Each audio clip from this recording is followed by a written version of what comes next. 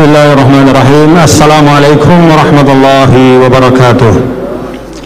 Alhamdulillah, nahmaduhu wa nasta'inuhu wa nastaghfiruh wa na'udzu billahi min syururi anfusina wa sayyiati a'malina. May yahdihillahu fala mudilla lahu wa may yudlilhu fala hadiya lahu. Asyhadu an la ilaha illallah wa asyhadu anna sayyidina Muhammadan abduhu wa rasuluh. Amma ba'd. Jemaah sekalian yang dirahmati Allah, dengan seluruh pujian-pujian kesyukuran kepada Allah Subhanahu wa taala, dan dengan senantiasa bersolawat kepada Nabi besar Muhammad sallallahu alaihi wasallam, Allahumma shalli wa sallim wa barik alaihi wa ala alihi. Pada hari ini, siang ini, kita kembali dapat melanjutkan pengajian kita dari Suratul Baqarah ayat 239. Ayat yang kita baca tadi, jamaah sekalian, bapak-bapak saudara, adalah ayat yang masih ada kaitannya ya dengan ayat sebelumnya.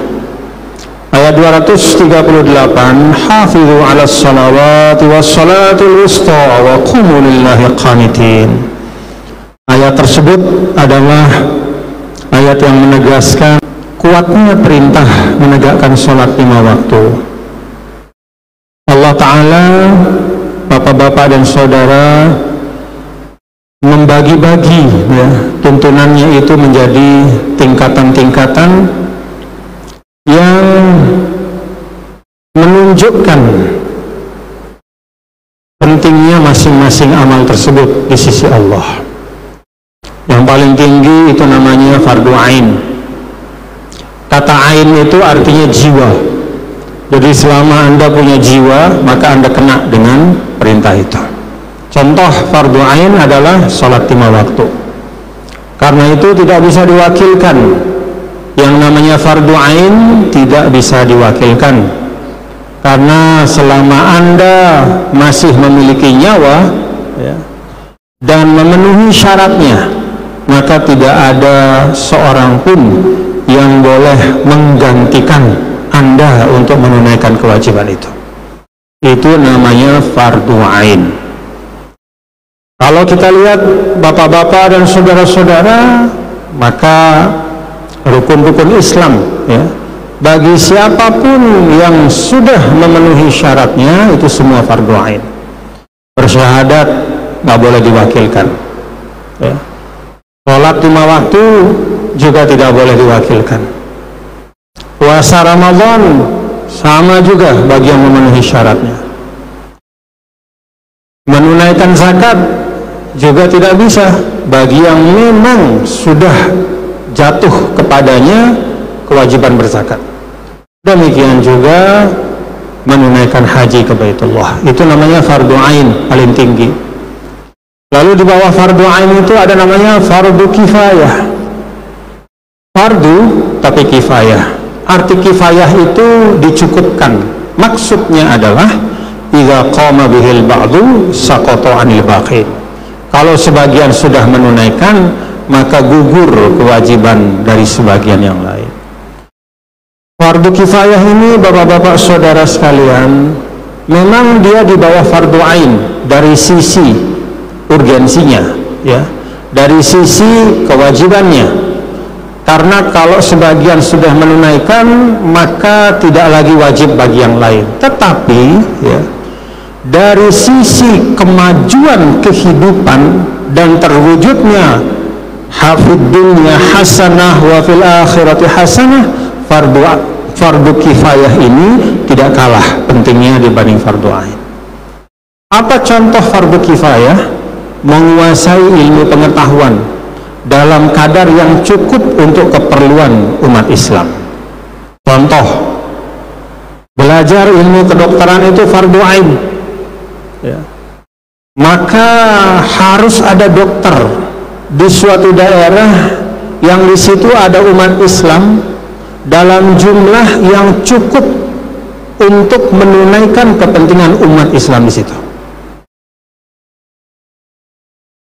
Karena itu kalau ada dokter ketemu kita di jalan, teman-teman kita itu ya, dokter-dokter apalagi yang muslim, banyak-banyak terima kasih bapak-bapak, karena dia sudah memfardu kifayahkan kita.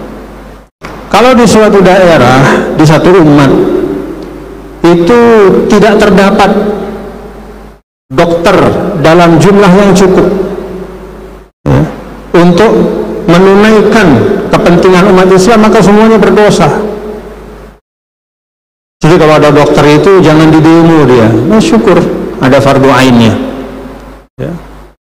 Demikian juga kalau ada polisi, ada tentara, itu fardu kifayah.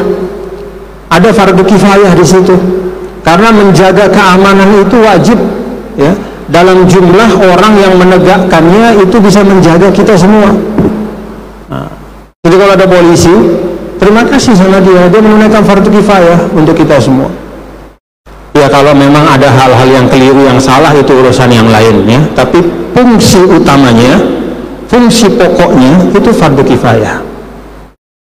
Demikian pula semua Pak, tentara itu juga menunaikan fardu kifayah, karena wajib ada tentara yang menjaga ya, suatu daerah, suatu negara yang tinggal umat Islam di situ dalam jumlah yang cukup, yang membuat orang yang berniat tidak baik gak jadi melakukan niatnya itu. Jadi kalau ada tentara, terima kasih juga, dia fardu kifayah juga untuk kita semua ya, termasuk juga pemimpin-pemimpin kita ya, ASN kita fardu, alhamdulillah. Pedagang juga, semua fungsi-fungsi itu adalah fardu kifayah, harus ada di dalam suatu masyarakat Islam ya, agar masyarakat itu dapat menjalankan tugas-tugas, menunaikan tugas-tugas duniawi dan ukhrawinya dengan baik. Sekali lagi ini tentang fungsi, beda lagi kalau pelaksanaan. Kalau misalnya ada yang salah ya sudah dihukum, tapi fungsinya itu penting. Makanya semarah-marah kita terhadap satu fungsi, jangan fungsi yang mau dihilangkan. Kalau fungsi itu dihilangkan, nanti kita salah semua, kita repot semua. Marah sama dokter karena misalnya biaya berobat mahal, jangan disuruh dokter bubar semua, nanti repot kita. Jadi yang kelirunya itu yang dirapikan, yang salahnya itu yang diluruskan, bukan fungsinya itu yang dihilangkan. Marah sama pemimpin, jangan dibubarkan negara. Kalau negara dibubarkan, tidak ada riayatul maslahah, tidak ada yang menjadi imaratul ummah, riayatul ummah.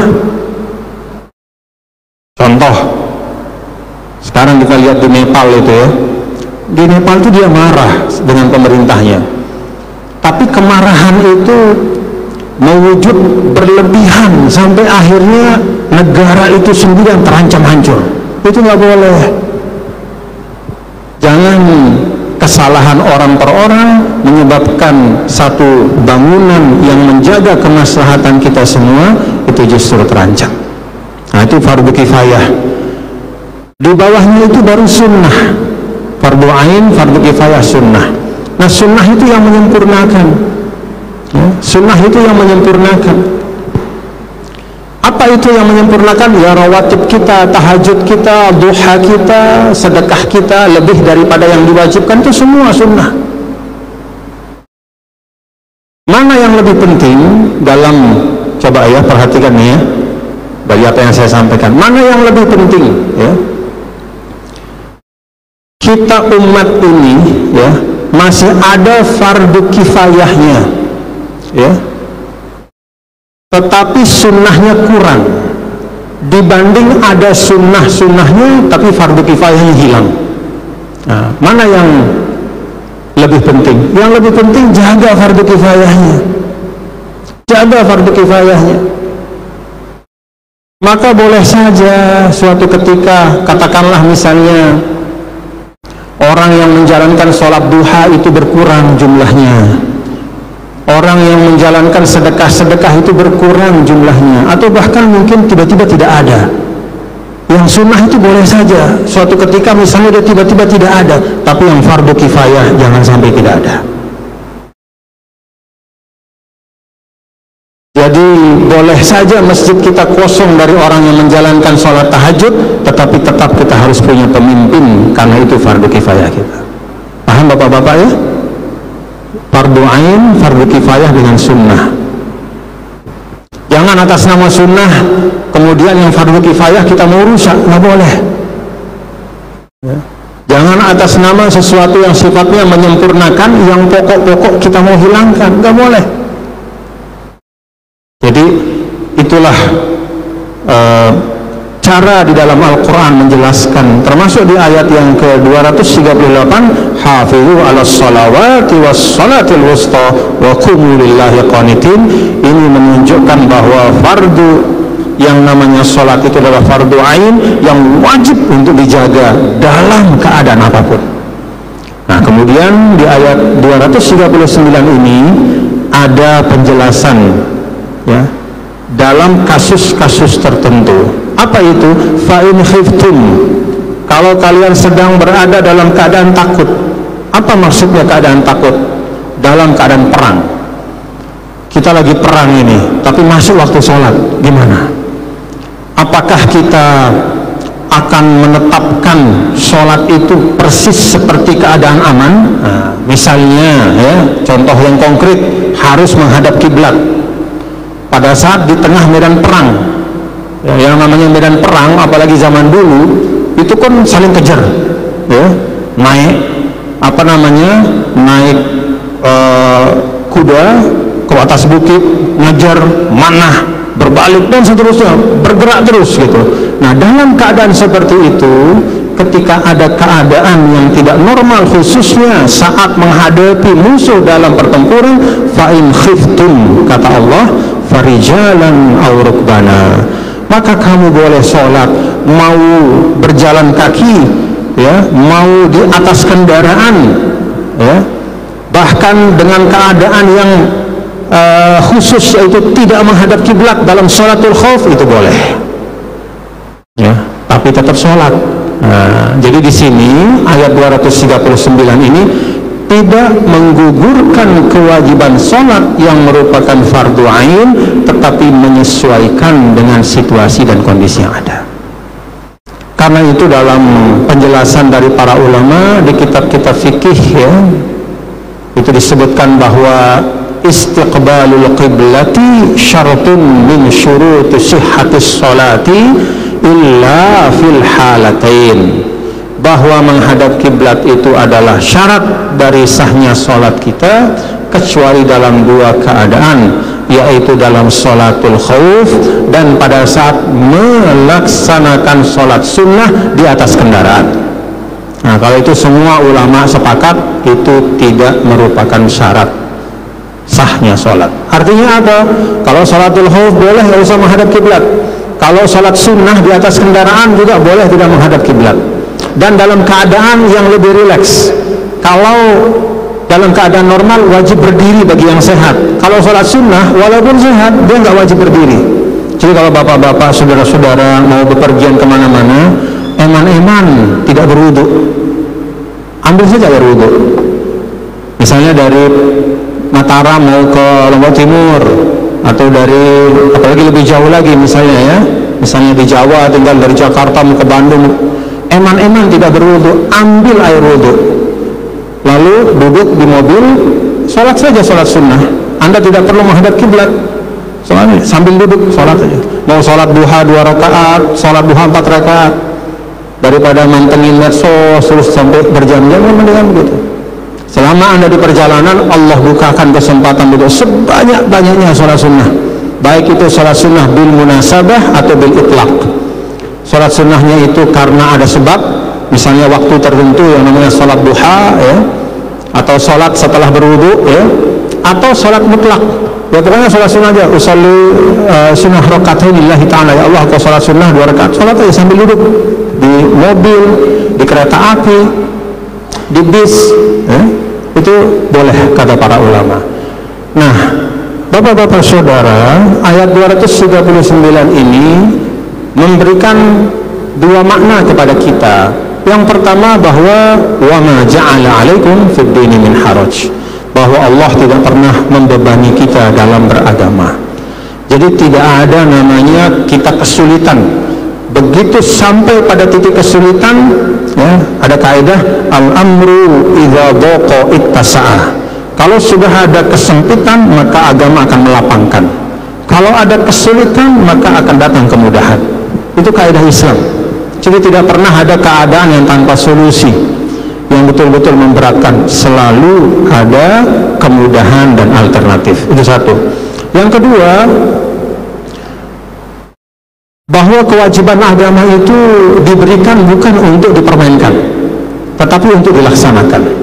Bukan berarti ketika ada rukhsah itu berarti menggampangkan, tidak. Tapi itu memberikan justru, ya, pesan kepada kita bahwa dalam keadaan apapun Anda harus menunaikan apa yang Allah Ta'ala perintahkan, ya, sesuai dengan kadar perintah itu. Fa'idha amintum, dan apabila engkau telah aman, ya, tadi potongan yang pertama dari ayat ini, fa'in khiftum farijalan aw rukbana, kalau engkau dalam keadaan takut, sholatul khauf, maka boleh dalam keadaan berjalan kaki, aw rukbana, atau keadaan menunggang, ya, atau berkendaraan. Fa'idha amintum, ketika sudah hilang rasa takut itu, perangnya sudah selesai, maka kembali kepada keadaan normal. Apa itu keadaan normal? Fadhkurullaha kama 'allamakum ma lam takunu ta'lamun. Maka salatlah kalian sebagaimana Allah telah mengajarkan apa-apa yang tidak kalian ketahui.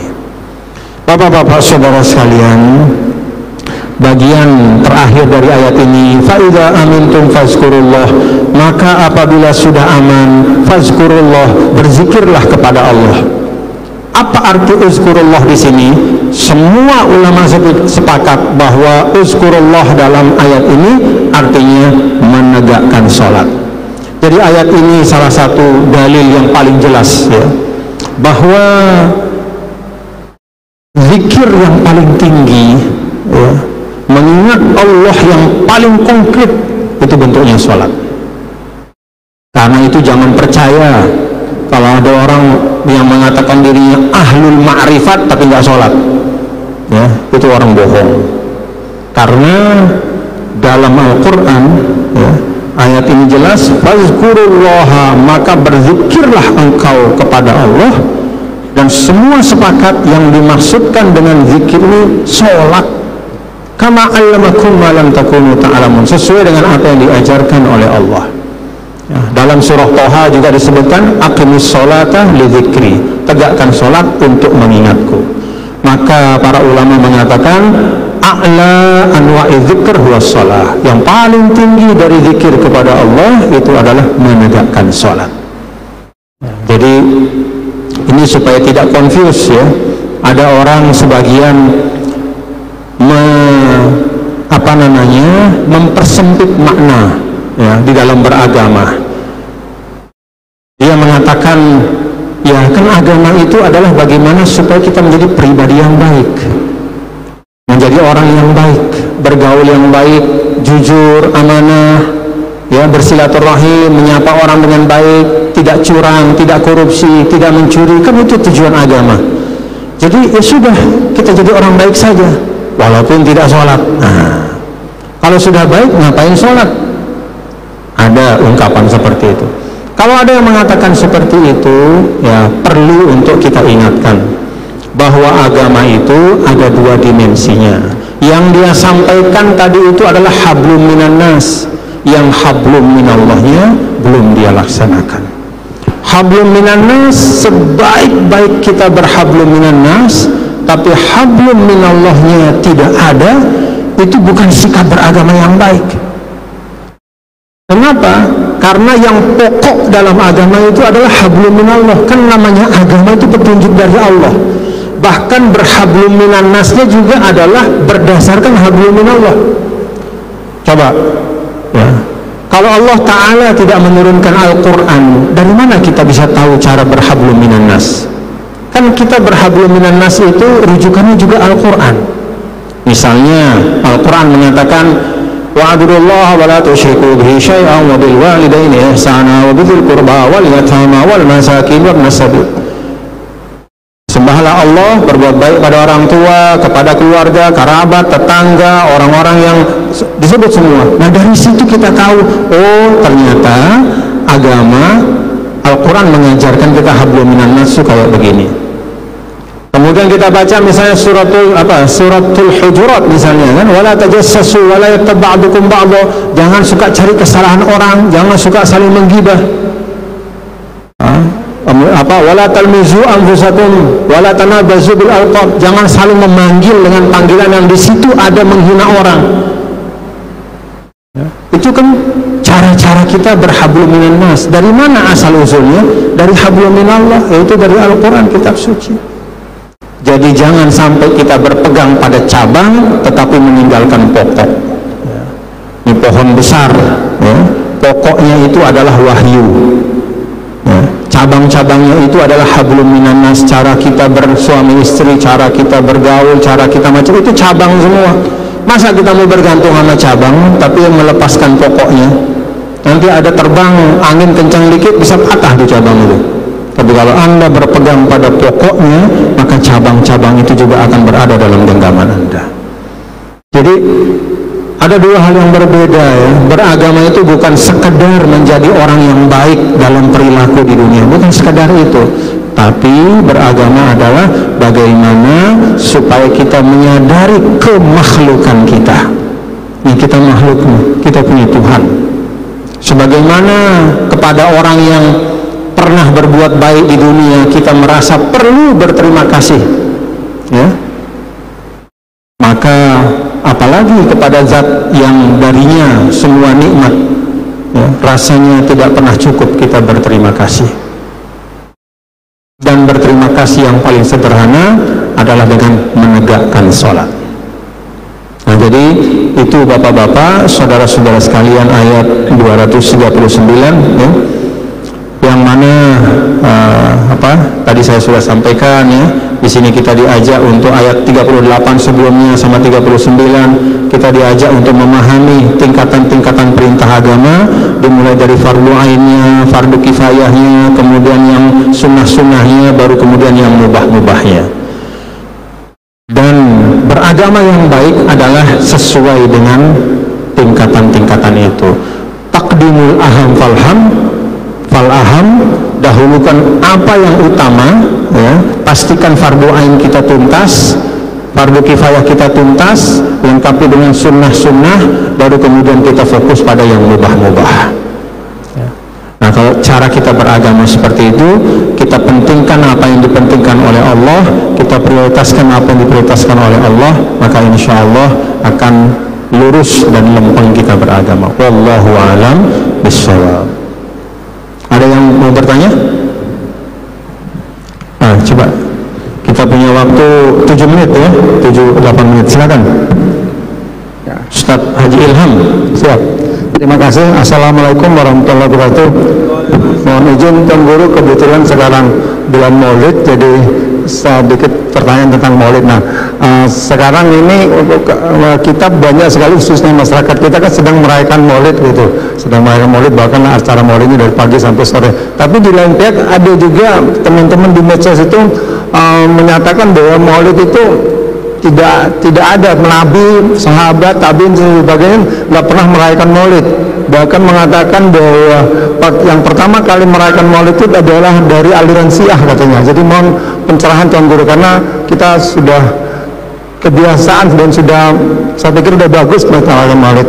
Sekali lagi mohon pencerahan Tuan Guru. Terima kasih. Wassalamualaikum warahmatullahi wabarakatuh. Terima kasih Pak Haji Ilham. Jadi begini, kalau kita pakai dari apa yang saya sampaikan tadi, kita letakkan saja di mana tempatnya Maulid itu. Apakah dia termasuk fardu ain, fardu kifayah, sunnah atau mubah, ya. Nah, kalau kita sudah tahu di mana tempatnya, maka insya Allah kita tidak akan meributkan Maulid itu, ya. Maulid itu tradisi yang baik. Memang tidak pernah dikerjakan oleh Nabi besar Muhammad SAW, oleh para sahabat, oleh tabi'in, tetapi tidak pernah juga dilarang, ya. Sebagai satu tradisi, yang namanya tradisi itu dari mana kita mengukur kalau ada tradisi baik buruknya? Dalam Islam itu jelas, kalau yang namanya tradisi maka baik buruknya itu diukur dengan dua hal. Yang pertama dari niatnya, ya, niat dari orang yang membuat sesuatu tradisi itu atau yang menghadiri tradisi itu, dan yang kedua dari apa isi dari tradisi itu. Ini kaidah. Jadi mau mengukur sesuatu yang baru, ya, yang katakanlah tidak ada pada zaman Nabi besar Muhammad SAW, ya, perayaan apapun namanya bahkan, ya, silahkan diukur dengan dua hal itu. Contoh, ini analog saja ya. Ada peringatan 17 Agustus. Nggak bisa kita mengatakan ngapain 17 Agustus, dulu Nabi sama sahabat nggak pernah memperingati berdirinya negara Islam kok. Ini bid'ah ini memperingati berdirinya negara. Nabi itu nggak pernah memperingati negara Madinah itu berdiri kapan, kemudian sahabat, tapi nggak pernah. Nah, tidak bisa kita mengatakan seperti itu. Kenapa? Ya karena memang tradisi.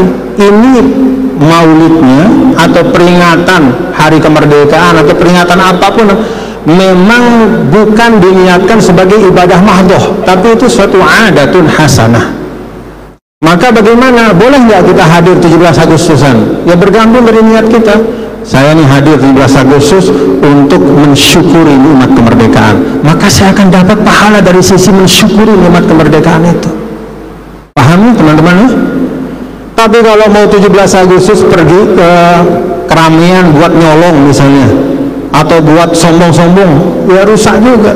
Jadi niat itu satu. Yang kedua, diukur dari apa isi dari sesuatu itu. Begitu acara 17 Agustus, di situ ada pidato pemimpin kita, ada upacara bendera, mengenang para syuhada, ada mengheningkan cipta, membaca doa, bagus. Tapi kalau 17 Agustus misalnya isinya nggak keruan-keruan ya pokoknya nggak keruan-keruan, ya nggak usah juga. Tapi kan baik, selama ini kan peringatannya baik. Jadi peringatan 17 Agustusnya itu ya mubah. Orang yang menghadirinya bergantung dari niatnya, ya. Bergantung dari niatnya. Jadi bisa orang menghadiri hal yang sama tapi dapatnya beda-beda, ya. Paham ya bapak-bapak ya? Kan itu sama dengan ada pemuda yang dilihat oleh Nabi lewat depan masjid, lalu sahabat mengatakan, aduh sayang dong gak ikut ngaji sama kita. Kata Nabi, hati-hati kalian, jangan cepat-cepat menghukum orang. Kalau dia keluar cari rezeki, dia fisabilillah. Kalau dia keluar untuk menafkahi orang tuanya, dia fisabilillah. Kalau dia mencari rezeki supaya tidak meminta-minta kepada manusia, dia fisabilillah. Tapi kalau dia keluar dengan niat menyombongkan diri, dia fisabilillah syaitan. Jadi perbuatan yang mubah, ya, sesuatu yang mubah itu bisa dapat pahala di situ. Bergantung dari pertama niatnya dan yang kedua isinya. Jadi silahkan ini dipakai ya, dipakai dalam hal-hal yang memang sifatnya adalah sesuatu yang baru, sebagaimana misalnya peringatan Isra Mi'raj Nabi besar Muhammad SAW, peringatan nuzulul Quran yang nggak pernah Nabi. Misalnya Nabi setiap Ramadan, sahabat, yuk kita peringati nuzulul Quran. Memang tidak pernah. Tapi hari ini tradisi itu ada. Dan orang yang membuat atau menghadiri tradisi itu akan yusabu hasabaniyatihi. Maka dia akan diberikan pahala atau tidak ada pahala bergantung niatnya dan bergantung isi daripada kegiatannya itu. Kalau nuzul Quran itu isinya kita dengar orang membaca Al-Quran, diceritakan mukjizatnya Al-Quran, diceritakan bagaimana turunnya demikian beratnya melalui proses yang panjang, oh Masya Allah, itu justru luar biasa, membuat kita makin bersyukur, membuat kita makin cinta Al-Quran. Tapi kalau nuzul Quran isinya joget-joget, ya nggak usah ngapain. Tapi kan nuzul Quran selama ini bagus semua isinya. Ada joget-joget nuzul? Nggak ada. Semua isinya nuzul Quran, tausiah, bacaan Al-Quran, bacaan salawat. Maka kalau mau hadir, hadiri dengan niat mensyukuri nikmat terbesar yang Allah sisakan bagi kita sebagai petunjuk. Itulah al-mu'jizatul uzma, yaitu Al-Quranul Karim. Jadi ini mubahat, termasuk benda-benda yang mubah, ya, yang nanti hukumnya itu bergantung dari isinya dan niatnya. Nah, demikian juga peringatan maulid Nabi kita, Nabi besar Muhammad sallallahu alaihi wasallam, itu bergantung dari niat dan isi dari apa yang disebut perayaan itu. Orang yang hadir ke maulid dengan niat dia ingin menunjukkan kecintaannya pada Nabi, kira-kira dapat pahala nggak? Dapat, insya Allah. Kan dia ingin menunjukkan cintanya pada Nabi dengan cara itu. Lalu maulidnya diisi dengan hal-hal yang baik, dengan zikir, doa, baca sirah Rasul, membaca sholawat, baca Al-Quran, kan bagus. Kecuali kalau maulid disebut maulid tapi isinya joget-joget, ya itu bukan maulid hakikatnya. Ya, jadi itu bukan acara maulid, itu acara joget-joget namanya. Ya, jadi yang namanya maulid benar-benar ya dilihat ya niat dari orang yang mendatangi menghadirinya dan juga isi daripada acara atau kegiatan. Saya yakin ya hampir semua ya yang namanya maulid itu selalu diisi dengan hal-hal yang baik. Ya. Kalau ada yang mengatakan tapi kan ada juga berlebih-lebihan, ya yang berlebihan itu yang dikurangi supaya nggak berlebihan begitu. Ya, jadi yang namanya ekses itu yang dikurangi. Ya. Dan ya mohon maaf sih kalau saya mendengar ada orang mengatakan kita tidak boleh berlebih-lebihan memuji Rasulullah SAW. Ada yang mengatakan biasa-biasa aja katanya. Pak, ya, mau memuji Nabi seberlebihan apa Anda? Apa yang Anda bisa katakan coba tentang Nabi? Kalau Anda mengatakan bahwa Rasulullah adalah Badrut Tamam, purnama yang sempurna, itu belum ada apa-apanya dibanding pujian Allah sendiri kepada Nabi. Kalau Anda mengatakan duhai Rasulullah sang penyembuh jiwa, itu nggak ada apa-apanya dibanding dengan Allah sendiri yang menyampaikan dalam Al-Quran. Coba baca Al-Quran, wa innaka la tahdi ila siratim mustaqim. Engkau sesungguhnya wahai Muhammad, engkaulah yang memberi petunjuk kepada jalan yang lurus. Itu kata Allah tentang Nabi-Nya. Jadi kalau ada kita mengatakan duhai Rasulullah, engkaulah yang memberi kami petunjuk, itu bahasa Al-Quran sendiri. Kalau kita mengatakan duhai Rasulullah sang penyembuh jiwa, baca dalam Al-Quran ya, yatlu alaihim ayatihi wa yuzakkihim. Yang namanya Muhammad itu kata Allah membacakan Al-Quran dan dia mensucikan jiwa-jiwa manusia. Itu kata Allah. Apalagi coba mau berlebihan apa? Jadi kalau kita mengatakan ya Rasulullah, ya Habiballah, engkaulah pemimpin kami, engkaulah panduan kami, itu masih belum ada apa-apanya dibanding pujian Al-Quran. Tidak ada pujian yang berlebihan untuk Nabi selama tidak mempertuhankan Nabi. Nah, kalau sudah menganggap Muhammad engkau Tuhan kami, nah, itu baru nggak beres, itu namanya musyrik. Tapi selama masih dalam batas tidak dikeluarkan Nabi dari kemanusiaannya, tidak dipertuhankan, nggak ada namanya lebih. Justru mohon maaf bapak-bapak, pujian kita sama Nabi dibandingkan pujian Allah kepada Rasul itu jauh. Kalau Anda mengatakan ya Rasulullah, engkaulah yang mengeluarkan kami dari kegelapan menuju kepada cahaya, boleh nggak? Boleh nggak? Berlebihan nggak? Enggak, itu bahasa Al-Quran. Litukhrijan nas, engkau mengeluarkan manusia minaz zulumati ilan nur. Jadi nggak ada yang berlebihan. Ulama katakan wahai sang pemberi petunjuk. Kalau ada yang mengatakan tapi kan yang memberi petunjuk Allah, iya secara hakiki yang namanya pemberi petunjuk adalah Allah, tapi melalui Nabi besar Muhammad SAW. Jadi nggak pernah ada pujian kita mau sehebat-hebatnya Anda puji Nabi itu nggak ada apa-apanya dibanding pujian Allah kepada Nabi besar Muhammad SAW. Maka pujilah Nabi Anda, pujilah Nabimu dengan segala macam pujian sepanjang engkau tidak mempertuhankannya. Itulah yang disampaikan oleh ulama Al-Imam Al-Busiri, famablagul fil ilmi fihi annahu basyarun wa annahu khairul khalqillahi kullihim. Yang namanya Muhammad itu Anda puji dengan segala macam pujian, tapi dia tetap manusia, bukan Tuhan, bukan anak Tuhan ya. Dan walaupun begitu dia adalah sebaik-baik makhluk Allah. Nah cuman kalau lagi mau kadang-kadang saya heran ya, kalau giliran memuji Nabi hitung-hitung benar, nggak boleh begini, nggak boleh begitu Tapi kalau giliran memuji atasan, kalau bicara dengan orang lain, waduh, sopannya luar biasa. Yang saya hormati, yang saya muliakan, kan begitu, ya. Al-Mukarram, yang kami muliakan, misalnya presiden, gubernur, bupati. Apa itu yang mulia? Yang mulia itu as-sayyid, ya. Kalau bilang Nabi SAW, berat sekali bilang sayyiduna itu, nggak mau dibilang sayyiduna. Arti sayyid itu pemimpin. Tapi kalau untuk orang lain gampang sekali memuji. Padahal orang itu wala bawa hidayah buat dia, wala kasih dia keselamatan akhirat, hanya cuman sementara jadi pemimpinnya di dunia, sudah dipuji-puji luar biasa. Tapi pemimpin yang hakiki Nabi besar Muhammad SAW justru bakhil dia untuk memujinya. Padahal nanti syafaatnya bukan di pemimpinnya di dunia itu, nanti syafaatnya sama Nabi.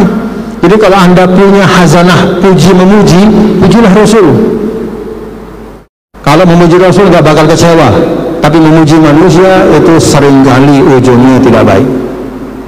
Gitu ya bapak-bapak ya. Jadi silahkan bermaulid, silahkan bersuka cita, bergembira, puji Nabi dengan pujian yang sehebat-hebatnya, selama tidak mempertuhankan Nabi besar Muhammad Sallallahu Alaihi Wasallam. Wallahu a'lam bishawab. Terima kasih Bapak Haji Ilham. Cukup ya? Ulang atau nyambung? Ulang. Baru hal yang lain? Pardon. Tapi cepat ya Pak ya. Tinggal 5 menit. Ya. Silakan. Bismillahirrahmanirrahim. Assalamualaikum warahmatullahi wabarakatuh. Waalaikumsalam warahmatullahi wabarakatuh. Mohon jawaban dari pertanyaan saya ini.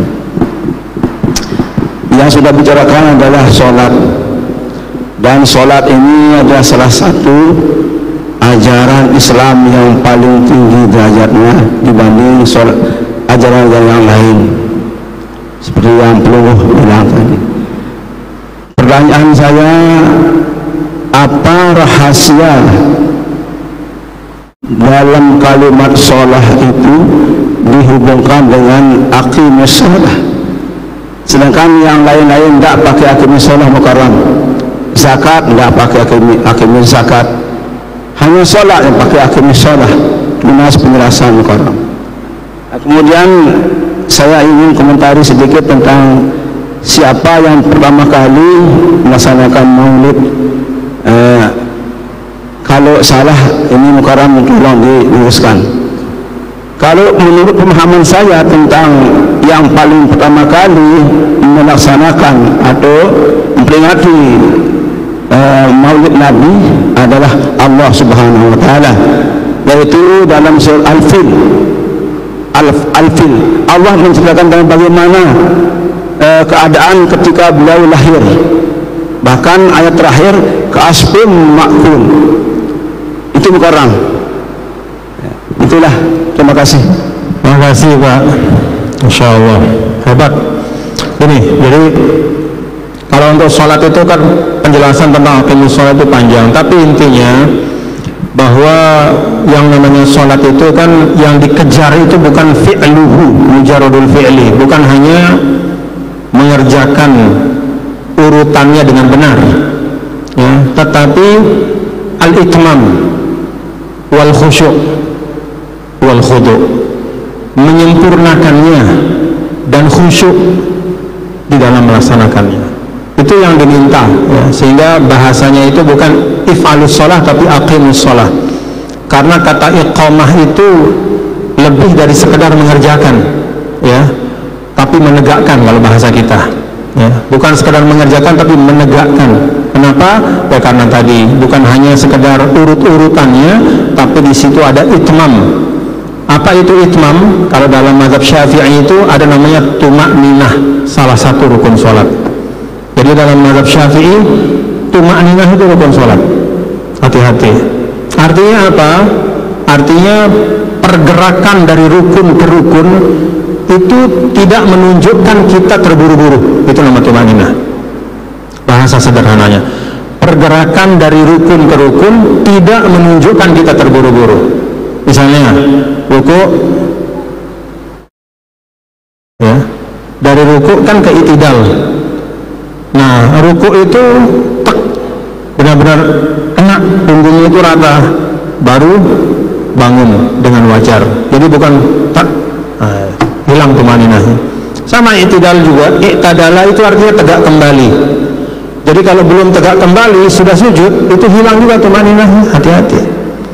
Jadi yaf'alus sholata wa la yuqimuha. Dia mengerjakannya tapi tidak menegakkannya. Nah, itu yang bahaya. Jadi ya kita belajar terus ya bapak-bapak ya. Tapi sebenarnya begini, nggak usah serem-serem lah sholat ya. Dalam arti jangan kita ketakutan. Kira-kira sholat saya ini bagus apa enggak? Nggak usah ketakutan. Laksanakan aja dengan baik. Coba untuk khusyuk. Dan ukuran khusyuk itu bukan berarti tidak pernah ada pikiran selain sholat. Yang namanya khusyuk adalah kalau datang pikiran yang lain segera diusir. Itu namanya khusyuk. Jadi yang namanya khusyuk itu begitu kita ingat hal yang lain, buang, datang buang. Berapa kali? Mau 1000 kali nggak masalah. Rakaat pertama tiba-tiba ingat PR, buang. Rakaat kedua ingat warung, buang. Rakaat ketiga ingat istri, buang. Begitu terus sampai selesai. Nah, itu namanya orang khusyuk, yaitu dia membuang godaan itu. Yang tidak boleh adalah istirsal fil khatarat, yaitu dia biarkan pikirannya. Jadi Allahu Akbar di Mataram pikirannya, begitu salam-salam sudah di Lombok Timur pikirannya, dia jalan terus. Nah, itu nggak boleh ya. Karena itu sebenarnya namanya khusyuk itu ikhtiar upaya. Allah menghargai ikhtiar kita, Allah menghargai upaya kita ya. Wallahu a'lam bishawab. Terima kasih banyak. Al-Fatihah. Bismillahirrahmanirrahim. Alhamdulillah.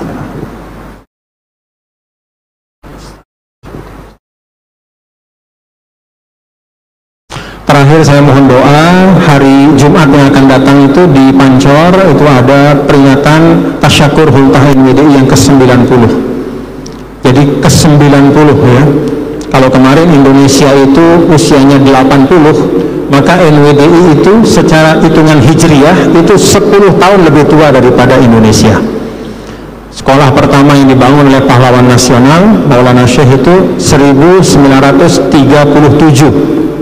Artinya 8 tahun lebih tua daripada proklamasi 1945 ya, secara Masehi. Tapi dalam hitungan Hijriyah, karena jumlah hari Hijriyah itu lebih sedikit daripada Masehi, maka hitungannya sekarang 10 tahun ya, lebih tua. Kemarin kita memperingati 80 tahun proklamasi, maka hari Ahad besok kami dan kita semua ya bertasyakur insyaallah memperingati 90 tahun ya Madrasah Nahdlatul Watan Diniyah Islamiyah yang didirikan oleh pahlawan nasional kita Bapak Maulana Syekh Tuan Guru Haji Muhammad Zainuddin Abdul Majid. Bagi yang ada keluangan silakan bisa datang, kita bersama-sama bertasyakur bersamaan dengan memperingati haulnya Al-Maghfurullah yang ke-28 dan juga peringatan Maulid Nabi besar Muhammad sallallahu alaihi wasallam yang keberapa? Yang keberapa Maulid Nabi kalau Hijriahnya? Sekarang berapa Hijriah? 1447 ya. Ketika Nabi hijrah usia Nabi berapa? 53, kan menjadi Nabi usianya 40, lalu di Mekah 13 tahun, berarti 53. 1447 tambah 53 berapa?